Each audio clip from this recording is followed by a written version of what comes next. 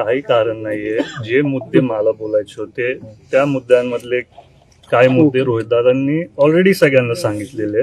मला जे मुद्दे होते ते बोलायचे होते ते नंतर परत जेव्हा कळालं की माझी पत्रकार परिषद होणार आहे, परत रोहितदादांची झाली, त्याच्यात ते परत कव्हरअप झाले. तर मला वाटतं आता जोपर्यंत फायनल अहवाल येत नाही तोपर्यंत मी उगीच लोकांच्या मनात मतभेद करण्याचं मी स्वतः करायला नाही पाहिजे.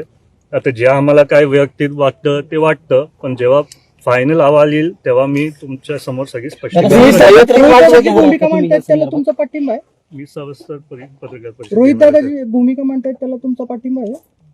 मी तसं नाही बोललो. तुम्ही माझ्या मुद्द्यांचे चुकीचे उल्लेख नका करू. मी बोललो काय माझे मुद्दे होते ते त्यांनी त्याच्यात कव्हरअप केलं.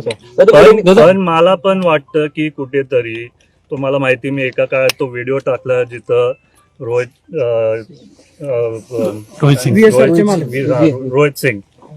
सिंग त्याच्यात झोपलेले होते आणि त्याच्यात पण मी आग्रह केलं की जर असा अपघात झाला तर आता तुम्हाला मला एक प्रश्न विचारायचा आहे.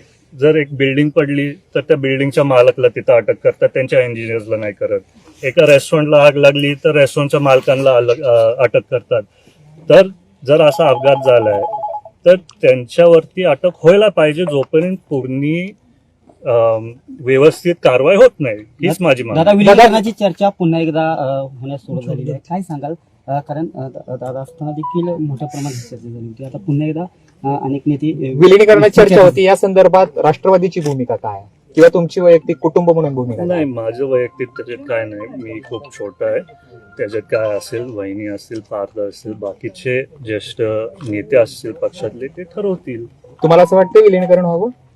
मला वाटतंय की आम्ही कुटुंब म्हणून सर्वच एकत्र राहावं. कारण तुम्हाला माहिती आहे जेव्हा दादा आपल्याला सोडून गेले पूर्ण पवार कुटुंब एकत्रित होतं. आजही आम्ही एकत्र, आम्ही एकमेकांशी बोलतो. राजकारणातला भाग त्याच्याबद्दल मी जास्ती संभाषण करणं मला एवढं योग्य नाही वाटत. ते आपल्या पक्षातले वरिष्ठ नेते बोलतील.